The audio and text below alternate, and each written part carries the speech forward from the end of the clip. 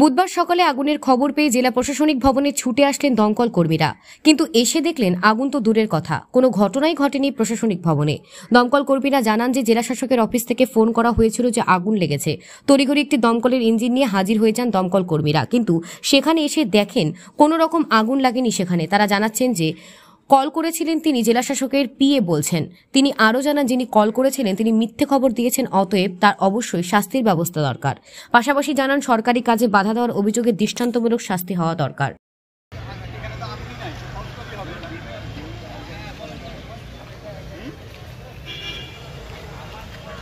ওই নাম্বারে না না না না ডিও সাহেব কল করেছে। ডিও সাহেব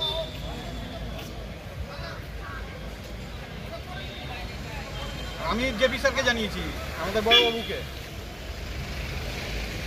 হ্যাঁ, বড়বাবুকে আমি জানিয়েছি স্পট। হ্যাঁ হ্যাঁ হ্যাঁ, বড়বাবু ইনস্ট্রাকশন করলো যে আমাদেরকে বেরিয়ে যেতে বললো, যেহেতু এখানে নাই। হ্যাঁ, ঠিক আছে ঠিক আছে ঠিক আছে, আমরা বেরিয়ে যাচ্ছি। ডিএম অফিসে কি খবর পেয়েছিলেন? ডিএম অফিসে আগুন লেগেছে বলে মানে জানানো হয়েছে আমাদের অফিসারকে।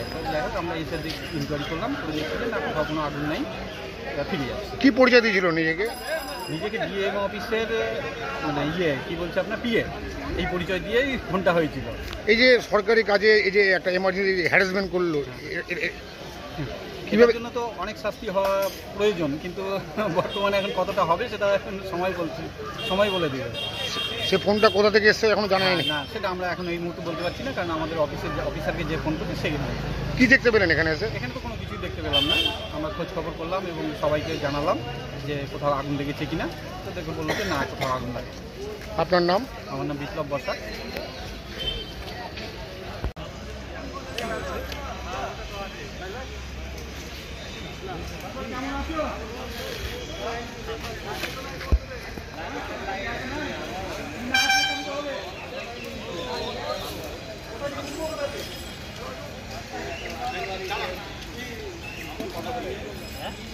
এটা আমার